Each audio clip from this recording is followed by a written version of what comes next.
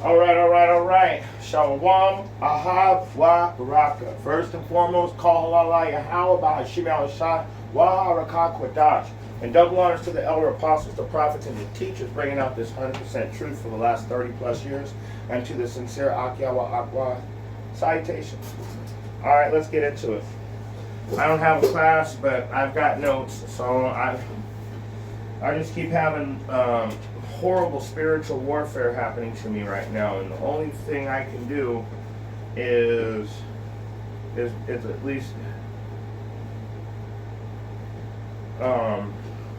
bring out a class. Somebody stole our identity this weekend and stole pretty much they wiped out my bank account, which I only had about 10 grand in the bank, but still, man, that's it. I have nothing, and I am flipping out. So I find comfort in the scriptures. I truly do, because this is the only way I'm gonna be able to keep from going crazy. Is at least if I bring out a class. So let me find something that we can really dig into today.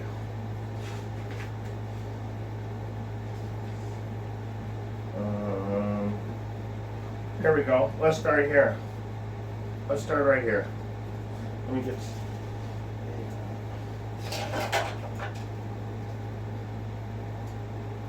Gotta get a charger. Battery's getting low already. Alright, people, we're about to get it in. This is the only way I'm gonna keep from going crazy is if I bring out a class. So I've got to do something to keep from going crazy right now. Somebody just stole about $10,000 from me, and there's nothing I can do about it. And Zelle won't even shut the account down. I'm like, hey, this is crazy. I can't. You guys have my personal information. They had all of my checking and my banking information. They had my phone number.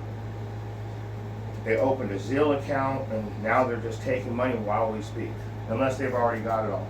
So yeah, it's been a crazy, hectic last 24 hours for my family, because we were on our way to go grocery shopping, and our cards are we can't use our cards at all. We can't use our cards. We've been cut off from our stuff because somebody else was able to get in and take our identity completely. So with that being said, let's just do a class. So let's go to Matthew chapter 16, and we're going to start at verse 25. I think that would be a good spot. For whosoever shall save his life shall lose it, and whosoever will lose his life for my sake shall find it. Verse 26. For what shall it profit a man if he shall gain the whole world and lose his own soul? Or what shall a man give in exchange for his soul? So that right there is beautiful. What is man going to profit if he gains all of that worldly success and all of that financial success, which brings in all of the other things that you get with the finance? That's why people worship money in the first place. But are you really willing to give your own soul in exchange? And then the answer is yes. And that's definitely for sure the answer is yes. Because there's no way that you're going to go out and do all these things for money, and then somebody finally gives you an opportunity. When you're already willing to do anything for the money in the first place, what's to stop selling your soul? You don't even know that you have a soul. You justify it as, oh, that's not real anyway. And then you find out it is after you sign the contract. Oh, that's beautiful, beautiful, beautiful, beautiful. Let's keep But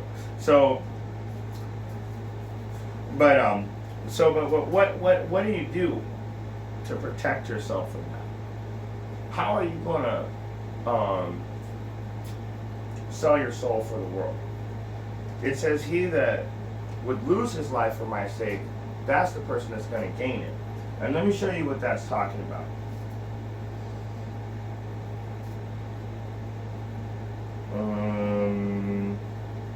And honestly, I need to read this right now because this is my go-to when things are tough. And right now things are really tough on me. But I would rather gain my life and go right back here to these scriptures. There's no way I'm going to be able to do anything to help myself.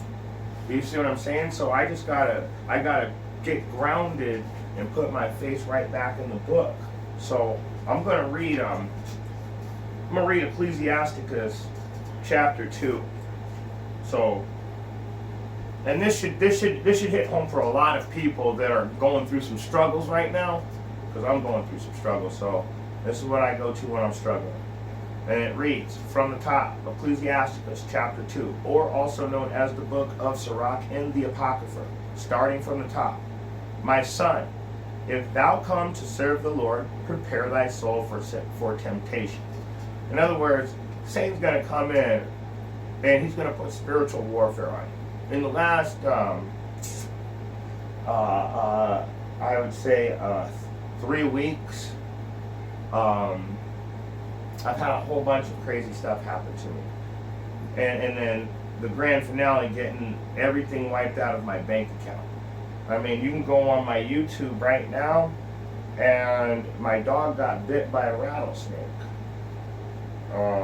Yesterday at the class, a woman sat there for at least 5 to 10 minutes calling me a nigger. As loud as she could, trying to stop the word from coming out. So all these things are temptations. So what do? Set thy heart aright and constantly endure. Make not haste in time of trouble. Making not haste in time of trouble means to not take matters into your own hands. I got robbed. What am I going to do? There's nothing I can do about it. All I can do is make phone calls, go to the right authority, have them reverse the charges hopefully on Monday with all the money that they stole, and then just go back to my life. Hopefully those people were able to be caught. So make not haste in time of trouble. To set thy heart aright, it means to go back to, like what I'm doing. I'm going to ground my nose in the scripture instead of go out and start freaking out on everybody, trying to start fights. Oh, I'm in a bad mood, so I got to take it out on the rest of the people around me. So that's not going to happen. I got to set my heart aright. I got to go back to the scriptures. And then it says, and constantly endure. So this is a stumbling block. That's all. It's just a stumbling block. And for anybody else that's suffering any type of problems, which in Israel, you name it, we got it going on with problems, that is. These are just stumbling blocks. And why? So the Most High can mold you into a stronger, consciously stronger, spiritually stronger person that can handle these situations. So let's keep going. It says, verse 3, cleave unto him, depart not away, that thou mayest be increased at thy last end. Here I am right here, guys. I told you before the class started, I just want to bury my nose in the book because this is my comfort zone. I don't even need notes for this. I don't need any notes. I like the notes because sometimes there'll be scriptures that I forgot about, but honestly, I'm going to read right through this. There's nothing more important than these verses right now. So, cleave unto him. How is that? How do you cleave unto him? How do you depart not away? By burying your nose back in the book, going back to the commandments, studying the scriptures, precept upon precept, precept upon precept, here a little, there a little, right? So we just want to get back to the truth. That's what it means to cleave unto him, depart not away, that thou mayest be increased at thy last end. So I'm crying out to the Most High. He's not going to leave me confounded. We'll get that at verse 2. He's not going to leave me out in the cold when I cried to him. So let's keep going. What? This is verse 4. Whatsoever is brought upon thee, take cheerfully, and be patient when thou art changed to a low estate. I'm at a low estate right now. What it means to be cheerful, that means that I shouldn't let it get me down. Not, I'm excited, yeah, some bad shit didn't happen. No, it's saying have faith. I tell people this every time. To be cheerful in thy low estate, that means to have faith. That's all. You know that the Most High is going to deal with you. So what do? I come back to the truth. I bury my nose in the book. Why? Because I have faith. This is my comfort zone. So whatsoever is brought upon thee, take cheerfully, and be patient when thou art changed to a low estate. So you can't be a short fuse. I'm a firecracker, I'm just going to pop off. You can't do that. You have to be patient, because people aren't going to want to help you in your time of trouble. When the Most High is going to send somebody to you, they're not going to help you, because you're chasing off all of his blessings by going away from what the scriptures are telling you. So you have to take it cheerfully. You have to be patient when you are changed to a low estate. And that is for a specific reason too. Why would I want to take something cheerfully when it's tearing me apart inside? Because it's a stumbling block. The Most High is trying to make you into a better person. Let's get that next verse and confirm that. For gold is tried in the fire, and acceptable men in the furnace of adversity. Okay? Gold being tried in the fire means that you take the raw material and you burn all of the impurities out of it. And then, to tell when that gold is properly refined, the goldsmith will be able to see his reflection in the gold. Do you guys understand what I'm telling you here? So, hopefully, for those that don't know what I just said, Yahweh Bahashem, Yahweh Shai, He's going to put obstacles in your life to make you into a stronger consciously and spiritually. So when it happens again, you'll have a stronger set of faith. And the more faith you have, the more refined you are. And the more you're able to handle these horrible situations that you're put through, the closer you are to being an acceptable man. Because remember, acceptable men, gold is tried in the fire, and acceptable men in the furnace of adversity. So you have to have these trials and tribulations to try just to prove your spirit. You don't want to never have anything happen to you, and then all of a sudden all of this stuff happens at once. You wouldn't know how to handle it. So the people like myself that are always having these trials and tribulations, it's because He's trying to refine us into a more, well, like I said, He's the goldsmith, I'm the gold. When He can see His reflection in me, that means I'm doing His works properly. Let's go to verse 6. Believe in Him, and He will help thee. That's why I'm here. This is why. You see the smile coming on my face? You know why? Because I believe in Him, and I know He's going to help me. All I care about is that the Most High, Yahweh Ba'ashem, Yahweh Shai's plan is carried out, and then I get to be a part of it. If that means that I have to go through certain trials and tribulations, so be it. I'm not asking for them, but that's just the way it has to be. Nobody wants to get burned, but sometimes things are a little bit hotter than you expect, and you accidentally burn yourself. But the Most High knew you were going to get burned, but He's refining you. So nobody wants to get burned, but we have to get burned, in other words, to become better people, to learn how to deal with the fire. Believe in Him, and He will help thee. Order thy way aright, and trust in Him. Back to what I was saying, all the way in verse 1. How do you order your way aright? By coming back to the truth. Not to a Hebrew Christian Israelite doctrine. Not to a baseball cap gang doctrine. No. The 100% truth. The 100% truth. And then the Most High is going to put His Spirit out and help you. He's not trying to help people that aren't sincere. I'm going to let you know that right now. So, anyway, to think gain is godliness, you are greatly mistaken. Because the Most High, and I'm not saying you have to be poor. I'm saying that if you think just because you see somebody come up real quick like, that might not be a blessing. That might be their curse. But you get to watch them get built up so He can destroy them. So you're watching the build-up before the destruction. Me, I get destroyed all the time. I'm finally trying to do little things here and there as a person, and the Most High says, hey, you moving too fast. But crack! Here's a new obstacle. And you know what? I've had so many things happen in my life. Now all I care about is going back to this book. So let me keep reading. That's all I care about is going back to this book. And why? Let me read 6 again to confirm why I only want to be in this book, following the instructions, and using the thing that I love to tell you guys about. It's called application. I like to apply what I learned to my life. And that's why I'm always going back to the book. Why? Because in verse 6 it literally says, word for word, believe in him and he will help thee. Order thy way aright and trust in him. How do you trust him? Through faith. How do you order your way aright? By going back to the truth. Verse 7, ye that fear Yahweh, wait for his mercy, and go not aside unless you fall.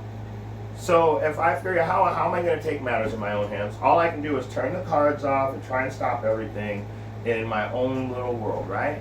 That's all I can do for right now. So that's not trying to take matters in my own hands. I just got to stop it before it gets too far. Anybody would do that. But it says, ye that fear the Lord, wait for his mercy, go not aside lest ye fall. So what does it mean? It means stick to the scriptures. Waiting for his mercy means going back to verse 2. Make not haste in time of trouble. It says, verse 3, cleave unto him, depart not away, that thou mayest be increased at thy last end. So when you go back to 7, you know why to wait for him, right? Well, I mean, yeah. Ye that fear the Lord, wait for his mercy. So we know why that we're supposed to wait for him, because at last end, at our last end, thou mayest be increased. So we want to be increased, right? We want to come out of this low estate. So what do we have to do? We have to wait for his mercy.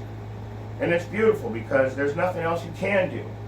And if you go aside, you're going to fail. That's what it's saying. If you try to do it yourself, you're not going to make it. So let's go to verse 8. Ye that fear Yahweh, believe in him, and your reward shall not fail. So how do you believe in him? Well, it says that you have to come back to the truth. You have to follow his instructions.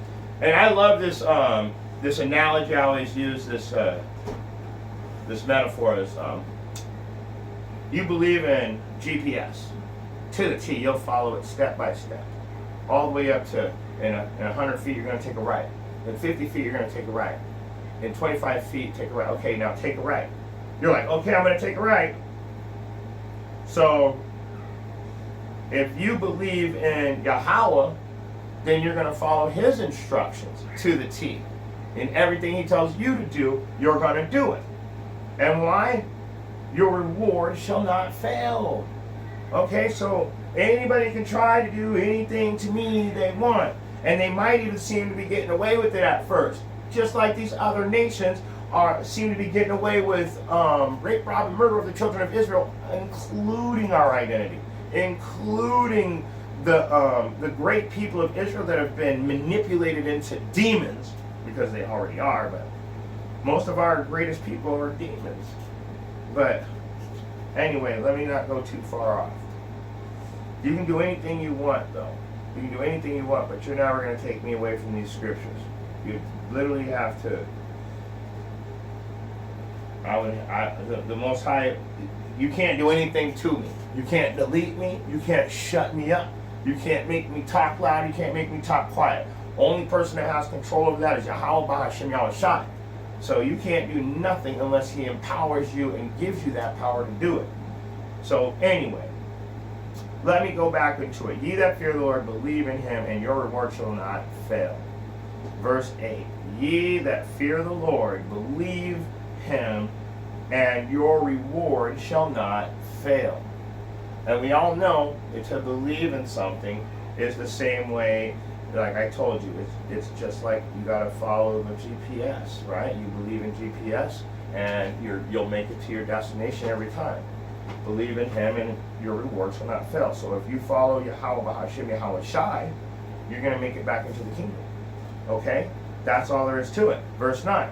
Ye that fear Yahweh, hope for good, and for everlasting joy and mercy. So that's our hope, is to be at rest, at peace. That's our joy. That's our everlasting mercy, for us to be out of this captivity, back in the kingdom, back in our rulership, having thousands of wives and thousands of children, repopulating the earth with righteousness. Verse 9. I'm sorry, I already read it. Verse 10, I mean. This is what I was talking about earlier. If I call on the Lord, would I be confounded? Would I be left in the dark? No. Watch this. Verse 10. Look at the generations of old and see, did ever any trust in Yahweh and was confounded? Was he left out in the dark? No. Was he confused? No. Was he left to be alone? No. It says, or did any abide in his fear and was forsaken? Or whom did he ever despise that called upon him? And that's not talking about you other nations or you Edomites, because yes, he despises you. He's only talking to Israel right here. He's only, when was the last time the people that I chose as my special people, peculiar people, right? The royal priesthood. When was the last time they called upon me and I despised them? There's never been a time. So every time we call, especially as a nation, when we call out, he shows up. So, verse 11. For Yahweh is full of compassion and mercy, long-suffering, very pitiful, and forgiveth sins. So he's the only one that can forgive sins, because he's the one that created good and evil. So he's the only one that can forgive you for these sins that you're committing. And let's keep going though. And saveth in time of affliction. And that's where I'm at right now. He's going to save me in my time of affliction. All right, now we've got a few verses, just like how everything else. There's a good and there's a bad. Now everybody that follows 1 through 11, he's going to save you in your time of affliction. He's going to increase you at your last end. He's going to refine you into this beautiful piece of gold. And when he looks down at you, he's going to see his reflection in you. Okay? Now, verse 12 though. Woe be to the fearful heart and faint hands, and the sinners that goeth two ways. Now I have to get a precept on that. We all know that. Do you guys want to do Ephesians, or do you want to do James? Or should we just get them both? Let's go Ephesians 4 and 14. Actually, I should get James first, but we'll go Ephesians 4 and 14 and go right to the point. So, he said, I'll go back to it, but let me get 4 and 14. That we henceforth be no more children, tossed to and fro. It said, woe unto them. They're going to be the ones that are, and woe means destruction, okay? So, that we henceforth be no more children, tossed to and fro and carried about with every wind of doctrine, by the sleight of men and the cunning craftiness, whereby he lie in wait to deceive. So, if you're all over the place listening and doing everything, on a little bit of this, a little bit of that, well, you're being deceived, and they're literally waiting for you to screw up so they can lie to you. Now, let's go back to verse 12 again. Woe be to the fearful hearts and the faint hands and the sinner that goeth two ways.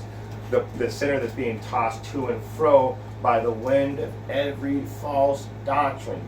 That's how you know you're in sin, because you're on a false doctrine. Verse 13, woe unto him that is faint-hearted, and for he believeth not, therefore he shall not be defended. Damn. So if you don't have no faith, that means you don't believe. If you're not following the instructions, if you're not coming back to the law, if you're not applying what you learn to your daily life, well then, you don't believe. So if you're driving with your car and GPS tells you to take a right at 100 feet and you take a left, that means you don't believe. You don't believe GPS is going to get you to the destinations, therefore you don't follow it. So you don't believe Yahweh is going to put you back in the kingdom, therefore he shall not defend you. He shall not defend you. And I want to go ahead and let's just move on. Woe unto you that have lost patience. Wait a second. It said in verse For whatsoever is brought upon thee, take cheerfully and be patient when thou art changed to a low estate. Now over here at the end is saying, woe unto to you that have lost patience. And what will you do when the Lord shall visit you? What are you going to do? You took your hands off the plow and you looked back to the world. That's what it's saying. Because if you lost patience, you didn't follow instruction. You went back to the world and you took matters in your own hands. And what happens if a man takes his hand off the plow, people? He is no longer worthy of the kingdom of heaven. So doing the works means like being in the truth, following the instructions. That's having your hand on the plow. Whether you're like the prophets, they have a little bit more of a job. But then there's the 1/3. I mean, not everybody's going to be a teacher in this, and not until the end, I guess. But right now, there's people that have to be taught. You got the 1/3, but then it says there's 144,000. Okay, it does say that 144,000 who are going to be the teachers. So everybody's works is keeping the law, including the prophets who teach. They also have to teach. They have to be watchmen. They have to go out in the highways and hedges. A little bit different of a job. But the job of the faithful, sincere 1/3 is to follow the instructions in the scriptures also. You're not getting away from that. There's still things that you have to do. You may not be out in the streets teaching, but that means you're a friend of the prophet if you're doing the laws. So,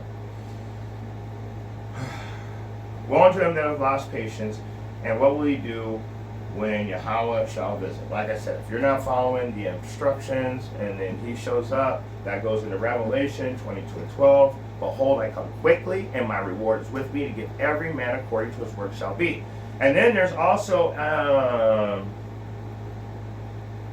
I think it's in Ezekiel 37, it tells you a man can be doing good all of his life and then go away from the truth and all of his good works will be forgotten. Is that in 33 or 37? Let's see if I can find it.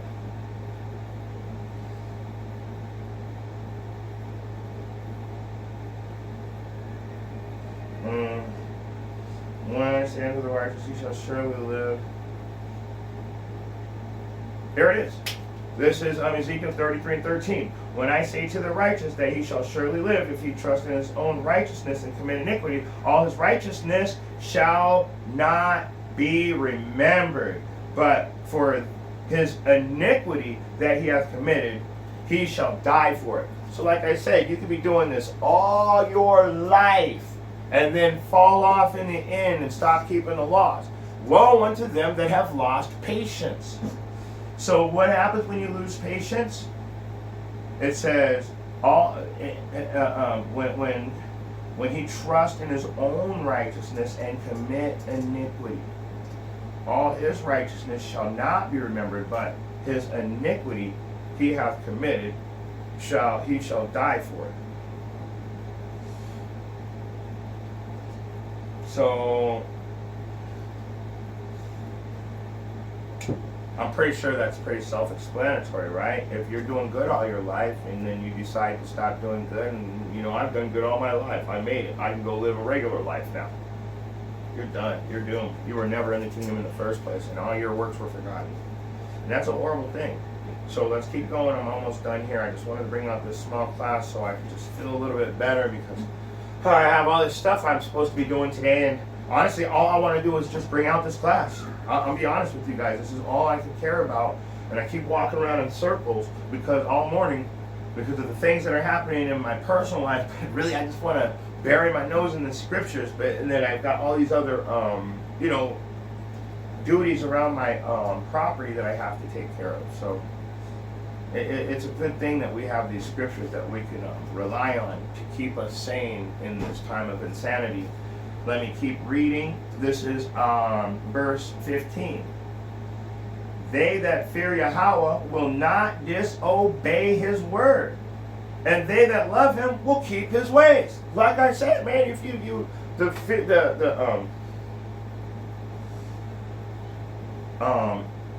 the fear of the Lord is the beginning of wisdom. Also, that's the love of God, to keep his commandments. So they're not going to disobey his word. Why? Because they know better. gold refined in the fire after enough trials and tribulations have hit you, so obstacles in your life to build up your character so you could be refined. Like I told you earlier, the goldsmith is going to want to see his reflection in you, okay? So he that feareth the Lord will not disobey his word. Now you're reflecting his word because you're not disobeying him, okay? And they that love him will keep his ways. So that goes back to that GPS. If you really love the Most High, you're going to follow his instructions. He's our GPS to get home. Verse 16. They that fear Yahweh will seek that which is well pleasing unto him, and they that love him shall be filled with the law. Ooh, that's beautiful right there. So they that fear Yahweh will seek that which is well pleasing unto Yahweh. Do you see what I'm saying? So what is that? Going back to the books. Hey, I put some more obstacles on you, on your Yakanan. What you gonna do? I'm gonna bring a class out. I'm gonna tell them how I'm gonna stay cheerful in my low estate. I'm gonna share my problem with the rest of Israel to let them know that we're not alone out here. We all have a bunch of crazy ass shit happening to us in these end times. Literally, almost $10,000 got taken out of my account last night. There's nothing I can do about it. I gotta go to the bank on Monday, and we gotta figure out if they're gonna give me my money back or not.